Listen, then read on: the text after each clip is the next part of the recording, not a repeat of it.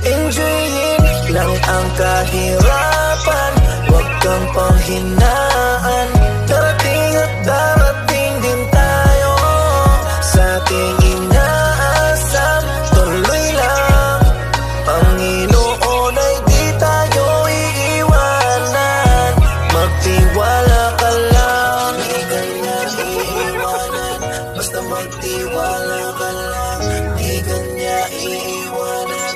Basta magtiwala. Panginoon, hindi tayo iiwanan kahit na nahihirapan. Patuloy na gumapang, ituloy mo lang kung anong nasimulan. Huwag magkatubili o magalangan, maniwala sa sarili, umabante at di baling dahan-dahan. Importante, umuusad lang nang walang inaabakan. Danas na ako sa lahat, paghihirap at bigat, makikita sa balat, sa kaliwat ugat, kung paano kataway pinaiyak. Sa bawat pagpataka merong aral at inspirasyon na tumatak, dahilan kung ba't patuloy akong